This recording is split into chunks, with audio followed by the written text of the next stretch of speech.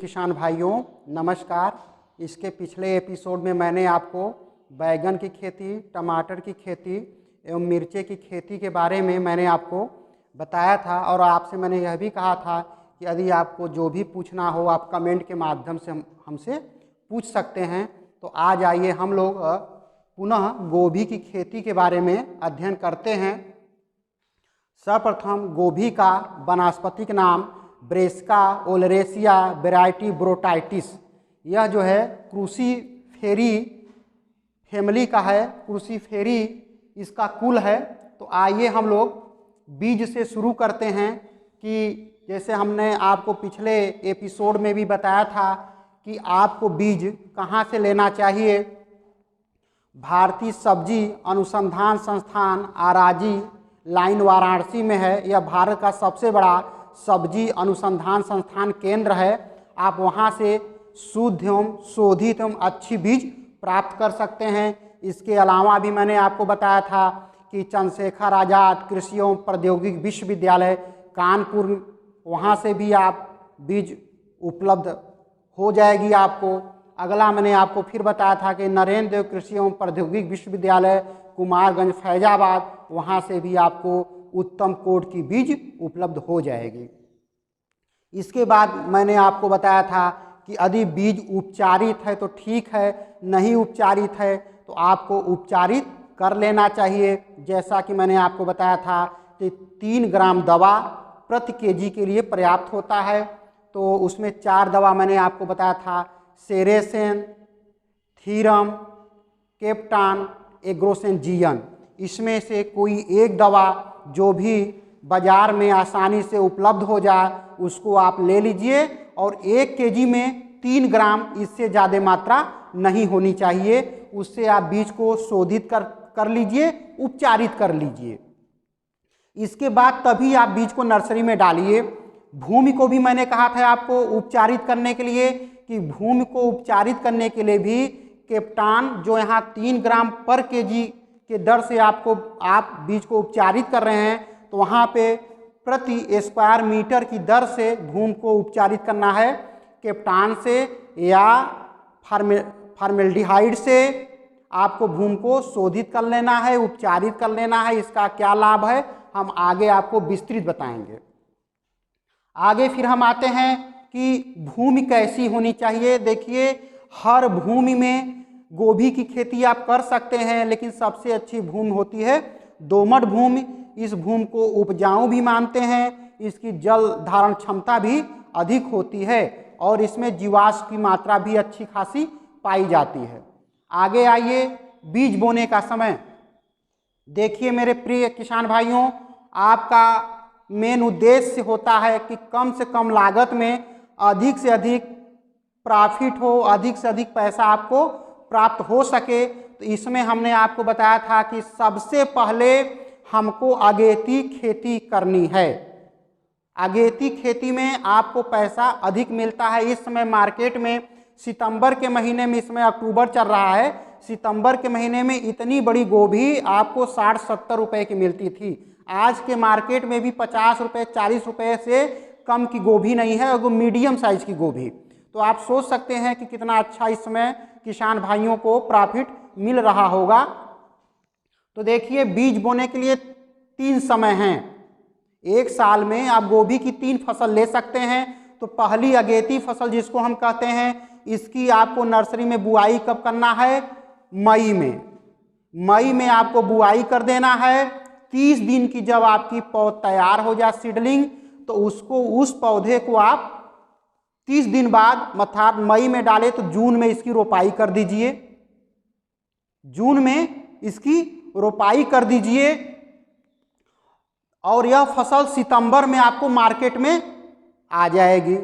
उस समय आपको, जैसे भी मैंने बताया कि 60 रुपए का एक फूल मिल रहा था फूल गोभी का, तो उस समय आपको कितना प्रॉफिट होगा आप सोच सकते हैं। मेन फसल आइए, अब इसकी नर्सरी डालिए जुलाई में और रोपाई करिए अगस्त में। जैसा मैंने आपको बताया कि 30 दिन का नर्सरी में पौधा होना चाहिए, इससे कम नहीं होना चाहिए। तो अब ये फसल आएगी आपको नवंबर में बाजार में, और लेट वेराइटी पछेती जिसको आप कहते हैं, पछेती की जो है आप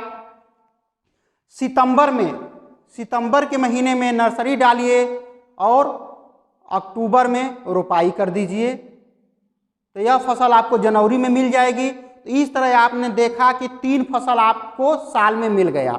मुख्य रूप से आपको सब्जी की खेती करने में 2 बातों का ध्यान रखना है। पैसा सबसे अच्छा मिलता है किसान भाइयों आपको या तो अगेती फसल में या पछेती फसल में, जिसको आप मुख्य फसल कहते हैं, उसमें आपको ज़्यादा प्रॉफिट नहीं होता। ज़्यादा प्रॉफिट नहीं होने का कारण एक है कि उस समय सारे किसान भाइयों का माल मार्केट में एकाएक आ जाता है, माने अधिक उत्पादन आ जाता है। इसके वजह से आपको उचित दाम नहीं मिल पाता। वहाँ आपका जब माल अधिक आएगा तो आपका दाम कम हो जाएगा। कम सप्लाई होगी तो अच्छा दाम मिलेगा और अधिक सप्लाई होगी तो कम दाम आपको मिलेगा। तो सब्जी की खेती करने में आप लोग बहुत ध्यान रखिएगा, या तो अगेती फसल करना है या तो पछेती फसल करना है, इसी में आपको अच्छा खासा पैसा मिलेगा। तो जैसे मैंने आपको बताया कि 3 बार साल में 3 बार गोभी की खेती होगी। अगेती की नर्सरी मई में डालेंगे, जून में रोपाई करेंगे। दूसरे की जुलाई में नर्सरी डालेंगे, अगस्त में रोपाई करेंगे। तीसरे की सितंबर में डालेंगे, अक्टूबर में रोपाई करेंगे। तीसरे महीने में आपकी फसल उपलब्ध हो जाएगी। सबसे अच्छा फायदा आपको अगेती में मिलेगा। आगे आइए, पुनः देखिए जातियों को आप देख लीजिए कि कौन कौन अगेती जात है, कौन मुख्य फसल है और कौन पछेती फसल की जातियां हैं। अगेती फसल में आप देख लीजिए, कुआरी है, अर्ली पटना है, अर्ली सिंथेटिक है, पूसा दीपाली है एवं पूसा केतकी है। यह आपकी अगेती फसल है जिसकी नर्सरी आपको मई में डाल देनी है और जून में रोपाई कर देना है। मुख्य फसल है अगहनी है, पूसा अर्ली है, स्नोबॉल है, पूसा सिंथेटिक है एवं पंजाब जॉइंट है एंड पूसा हिम ज्योति है। पछेती फसल में देखिए प्रजातियां कौन कौन सी हैं, स्नोबॉल 1, स्नोबॉल 1, स्नोबॉल 2, स्नोबॉल 16 एवं K1। यह पछेती फसल की प्रजातियां हैं। तो जैसे कि पछेती में मैंने बताया स्नोबॉल 1, स्नोबॉल 2, स्नोबॉल 16, K1। तो आपको जातियों पर विशेष ध्यान देना है और इन्हीं को आप लेने का प्रयास करिएगा बाजार से। फिर देखिए आइए दूरी देखिए, हमने आपसे पिछले एपिसोड में भी बताया था और इस एपिसोड में भी बता रहा हूं कि आप दूरी का बहुत बड़ा महत्व होता है। आप दूरी कम ना करिएगा। दूरी कम करने से नुकसान क्या होगा कि आपका उचित साइज में, उचित आकार में गोभी नहीं बन पाएगी यदि दूरी कम होगी तो। जैसे अगेती फसल में लाइन से लाइन की दूरी 45 सेंटीमीटर एवं पौधे से पौधे की दूरी अर्थात एक पौधे से दूसरे पौधे की दूरी भी 45 सेंटीमीटर। तो लाइन से लाइन की दूरी 45 सेंटीमीटर, एक पौधे से दूसरे पौधे की दूरी 45 सेंटीमीटर। फिर आइए मुख्य फसल एवं पछेती फसल। इसमें एक लाइन से दूसरे लाइन की दूरी 60 सेंटीमीटर एवं एक पौधे से दूसरे पौधे की दूरी 45 सेंटीमीटर। तो आप दूरी में कम मत करिएगा, नहीं आपको उचित फलों का विकास नहीं होगा जिससे कि आपको अर्निंग होनी है, पैसा मिलेगा आपको। फिर आइए खाद एवं उर्वरक। ये देखिए बहुत ही महत्वपूर्ण है, इतना महत्वपूर्ण है फूल गोभी में कि मैं आपको इसको बता नहीं सकता हूं। ध्यान से सुनिएगा, 20 से 30 टन सड़ी हुई गोबर की खाद, जिसको आप कंपोस्ट की खाद कहते हैं, इसको अंतिम जुताई के समय जब आप खेत की तैयारी करते हैं तो अंतिम जुताई के समय इसको मिट्टी में मिला दीजिए। 20 से 30 टन सड़ी हुई गोबर की खाद। इसके अलावा 120 केजी नाइट्रोजन, 80 केजी फास्फोरस और 40 केजी पोटास प्रति हेक्टेयर की दर से देते हैं। इसके अलावा 10 से 15 केजी प्रति हेक्टेयर की दर से बोरेक्स, जिसको सुहागा भी कहा जाता है, 10 से 15 केजी बोरेक्स प्रति हेक्टेयर की दर से इसको भी अंतिम जुताई के समय मिट्टी में मिला देते हैं। इसके अलावा 1 से 1.5 केजी प्रति हेक्टेयर सोडियम या अमोनियम मोलिबडेट जो है हम प्रति हेक्टेयर की दर से इसको भी भूमि में मिला देते हैं। इसको अभी हम बताएंगे कि बोरेक्स या सुहागा क्यों देते हैं एवं सोडियम मोलिबडेट क्यों मिलाया जाता है, इसको अभी हम आपको विस्तृत रूप से बताते हैं। देखिए, जैसे अभी मैंने आपको बताया कि nitrogen 120 kg, nitrogen 120 kg, phosphorus 80 kg एवं पोटाश 40 kg। तो फास्फोरस एवं पोटाश की पूरी मात्रा आखिरी जुताई के समय मिट्टी में मिला देनी है और नाइट्रोजन की आधी मात्रा। अब जो नाइट्रोजन की आधी मात्रा बची अर्थात 60 kg प्रति हेक्टेयर के हिसाब से, तो उसको भी आप दो भागों में बांट लीजिए। एक बार रोपाई के 4 से 6 सप्ताह बाद आप जब निराई गुड़ाई करते हैं उसमें आधी मात्रा अर्थात 30 kg आप निराई गुड़ाई के समय आप दे दीजिए और 30 kg जो मात्रा बचता है उसको टॉप ड्रेसिंग के रूप में अर्थात 50 से 60 दिन बाद उसको खेत में छिड़क दीजिए। इसको टॉप ड्रेसिंग के रूप से में जानते हैं। यह आपको करना है। इसके बाद देखिए, अभी मैंने जैसे आपको बताया था कि 10 से 15 kg प्रति हेक्टेयर बोरेक्स जिसको सुहागा कहते हैं यह भी मिट्टी में मिलाया जाता है। ऐसा क्यों करते हैं? देखिए, एक फूल गोभी में उसको इंग्लिश में बोलते हैं ब्राउनिंग। ब्राउन का मतलब भूरा पड़ना। आप देखते होंगे कि आपका फूल गोभी भूरे रंग का हो जाता है या उसके फूल गोभी के जो तने होते हैं वो खोखले हो जाते हैं, तो आप ये जान लीजिए कि यह बोरान की कमी से होता है। इसके लिए हम यही उचित समझते हैं कि इसको खेत की तैयारी के समय ही 10 से 15 kg प्रति हेक्टेयर की दर से हम जब बोरेक्स डाल देते हैं तो यहाँ पे बोरान की कमी नहीं होती है। या उस समय आपको लग रहा है, उस समय यदि आपने मिट्टी में बोरेक्स नहीं मिलाया है, यदि आपको प्रतीत होता है कि इसमें ब्राउनिंग की समस्या फूल गोभी में है, तो 0.3% की दर से आपको बोरान का छिड़काव करना है। तो आप देखिए कि इसको हम ब्राउनिंग ऑफ कॉलीफ्लावर के नाम से जानते हैं। जब आपका फूल गोभी भूरे रंग का हो जाता है तो यह बोरान की कमी से होता है। ठीक है, तो इसमें आपको बोरेक्स का स्प्रे करना है 0.3%, या तो आखिरी जुताई के समय खेत तैयारी करते समय 10 से 15 kg प्रति हेक्टेयर की दर से बोरेक्स को मिट्टी में मिला देना है। इसके बाद और एक बात और ध्यान रखिएगा कि यह जो है ब्राउनिंग की समस्या जो है यह क्षारीय मृदाओं में होती है। यह ब्राउनिंग की समस्या जहाँ पे मृदा क्षारीय है अर्थात जिसका पीएच मान 7 से अधिक है, वहाँ पे ब्राउनिंग ऑफ कॉलीफ्लावर की समस्या आएगी। और इसके लिए उचित भूमि का पीएच मान, जैसे हमारे आप पिछले एपिसोड में देखिए तो मैंने आपको पीएच के बारे में बहुत अच्छी तरह समझाने का प्रयास किया है। तो गोभी की खेती के लिए पीएच मान कितना होना चाहिए? 5.5 से 6.5, अर्थात अम्लीय मृदा इसके लिए सुटेबल है। लेकिन आगे मैं और आपको बताने जा रहा हूँ। एक है व्हीप टेल। व्हीप टेल यह भी फूल गोभी में लगता है। व्हीप टेल में देखिए क्या होता है, इसकी पत्तियां पतली रह जाएंगी। पत्तियां जब पतली रह जाती हैं तो फूलों का विकास फूल गोभी का अच्छी तरह से नहीं हो पाता, जो आपको बाजार में ले जाने लायक नहीं रहता है। तो इसमें इसको हम व्हीप टेल के नाम से जानते हैं। तो यह किसकी कमी से होता है? मोलिबेडनम की कमी से। इसीलिए मैंने बताया कि आपको आखिरी जुताई के समय 1.5 kg प्रति हेक्टेयर की दर से सोडियम मोलिबडेट मिट्टी में मिला देना चाहिए। इसको हम व्हीप टेल के नाम से जानते हैं। अगला है बटनिंग ऑफ कॉलीफ्लावर। बटन से आप समझिए तो इसमें क्या होता है कि फूल गोभी छोटे रह जाते हैं, जिसको हम बटनिंग ऑफ कॉलीफ्लावर के नाम से, बटन के आकार के। जब आप ये सोचिए, जब आपके फूल छोटे रह जाएंगे तो क्या आपको उचित दाम मिलेगा मार्केट में? नहीं मिलेगा। तो यह 2 कारणों से होता है। एक तो नाइट्रोजन की कमी से, इसीलिए कहा गया है कि 120 kg नाइट्रोजन प्रति हेक्टेयर डालना है, तो ये है नाइट्रोजन की कमी से। दूसरा कारण क्या है कि जब आपने नर्सरी डाला है और रोपाई में लेट कर दिए तो उस समय पौधे का अधिक समय नर्सरी में चला गया। तो 2 कारण हैं, एक तो लेट रोपाई करना, दूसरा नाइट्रोजन की कमी। तो देख लीजिए कि बटनी का कॉलीफ्लावर यह नाइट्रोजन की कमी से हो गया, आपके फूल छोटे रह गए। ब्राउनिंग ऑफ कॉलीफ्लावर, जब फल आपके भूरे माने भूरे रंग के हो जाते हैं तो यह बोरान की कमी से होता है, इसमें भी आपको उचित दाम नहीं मिलता।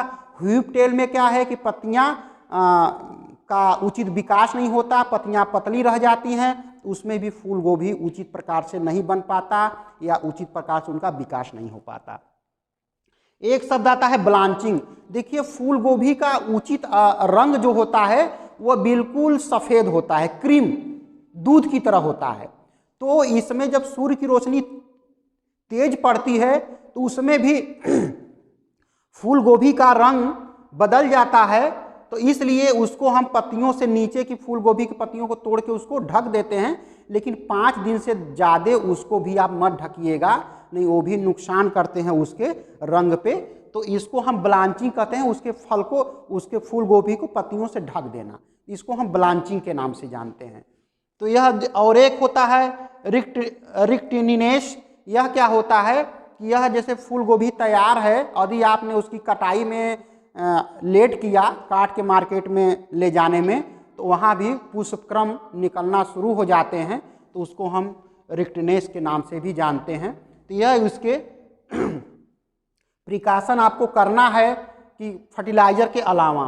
फिर आइए देखिए बीमारी में आर्द्र गलन रोग, यह नर्सरी का मुख्य रोग है और यह हर फसल में लगता है। जैसे आपको हमने मिर्च की खेती में भी बताया है, टमाटर की खेती में बताया है, बैगन की खेती में बताया है, आज मैं पुनः आपको फूल गोभी के खेती में भी बता रहा हूँ कि यह आर्द्र गलन रोग, जिसको इंग्लिश में डैम्पिंग ऑफ बोला जाता है, यह जो है एक फफूंद द्वारा लगता है। इसके बीज शोधन के लिए मैंने आपको यहाँ बताया था, थीरम, सेरेसेन, थायराम, केप्टाम 3 ग्राम दवा प्रति केजी बीज की दर से आपको उपचारित करना है। भूमि को भी मैंने बताया कि फॉर्मेल्डिहाइड से आप उपचारित कर लीजिए, या केप्टान 5 ग्राम प्रति स्क्वायर मीटर जमीन को उपचारित कर लीजिए, तो यह बीमारी आपको आर्द्र गलन रोग नहीं होगा। इसमें भी मैंने आपको पिछले एपिसोड में भी बताया था कि यह आर्द्र गलन रोग 2 प्रकार का होता है, pre damping off and post damping off. तो पिछले एपिसोड में हमने 3-4 फसलों में आपको यही बातें बार बार मैं बता रहा हूँ, यह बहुत ही आप लोगों के लिए महत्वपूर्ण है। आगे आइए, ब्लैक स्पॉट।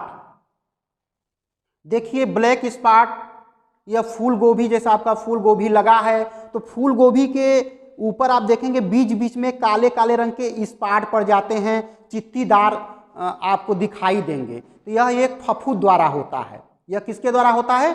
फफूंद द्वारा। तो फफूंद द्वारा होता है तो आप ये जान लीजिए कि इसके लिए आपको मैं दवा बता रहा हूं, डाइथेन। ध्यान से सुनिएगा आप, डाइथेन M45 या डाइथेन Z78 या ब्लाइटॉक्स, यह 3 दवाओं में से कोई एक दवा 3 किलोग्राम प्रति हेक्टेयर की दर से आपको यूज करना है, प्रयोग करना है। 3 दवा, डाइथेन M45 पहली दवा, दूसरी दवा डाइथेन Z78, तीसरी दवा ब्लाइटॉक्स। ये 3 दवा में से जो भी दवा आपको बाजार में आसानी से उपलब्ध हो जाए, उसकी 3 kg मात्रा प्रति हेक्टेयर की दर से आपको प्रयोग करना है। और यह बीमारी एक कवक द्वारा, फंगस द्वारा लगता है।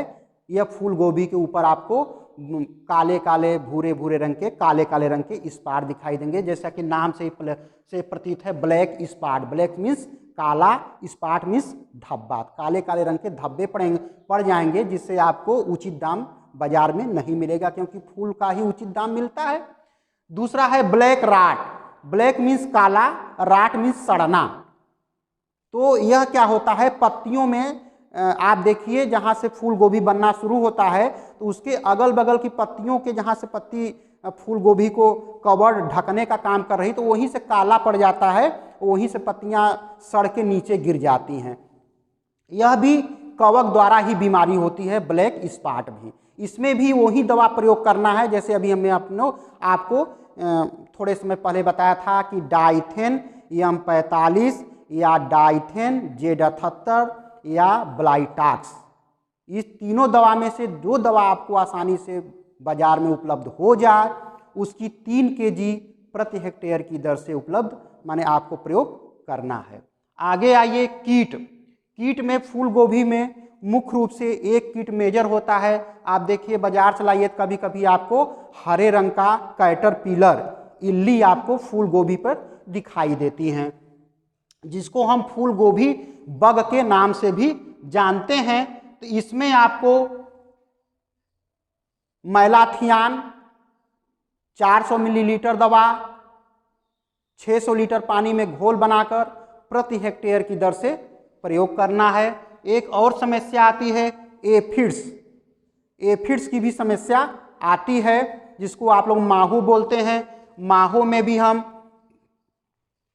मैलाथियान 400 मिलीलीटर दवा 600 लीटर पानी में घोल बना के प्रति हेक्टेयर की दर से प्रयोग करते हैं। दूसरी दवा है कार्बालिल 10% 2 लीटर दवा प्रति हेक्टेयर की दर से प्रयोग करते हैं। तो ये मुख्य रूप से यही इसमें बीमारी है, यही इसमें कीट लगते हैं। और सर्वप्रथम आपको फर्टिलाइजर बोरेक्स मोलिबेडनम पे ध्यान देना है। और एक चीज़ और मैं बता दूं, ब्लाइंडनेस भी एक प्रॉब्लम है फूल गोभी में। कभी कभी क्या होते हैं, जो इसकी शीर्ष कलिका होती है वह किसी कारण टूट गया या नहीं बना या किसी कीड़े द्वारा नष्ट कर दिया गया तो उसमें फूल नहीं बनेगा, केवल पौधे की बढ़वार होगी, पत्ते चौड़े चौड़े होंगे, खूब हरे भरे होंगे, मोटे होंगे। तो इन पौधों को आपको अपने खेत से उखाड़ कर नष्ट कर देना है। तो ये जो शब्दावली प्रयोग होती है, ब्लाइंडनेस, पौधे का अंधापन, बटनिंग, बटन से जैसे आप सब जैसे बटन है तो फूल छोटे छोटे लगेंगे, ब्राउनिंग, फूल गोभी भूरे रंग की हो जाएगी, व्हिप टेल, इसमें पत्तियां जो है लंबी लंबी हो जाती हैं, फलों और फूलों का अच्छी तरह से विकास नहीं हो पाता। और मेरे प्रिय किसान भाइयों, आपको जो अभी तक इस चैनल को लाइक न किए हों लाइक कर लें, जो सब्सक्राइब न किए हों सब्सक्राइब कर लें और बेल आइकन को आप दबा दीजिए, जिससे अगली नोटिफिकेशन आपको शीघ्र मिल जाए। जैसे मैं अपलोड वीडियो को करूं तो आप तक यह पहुंच जाए। धन्यवाद।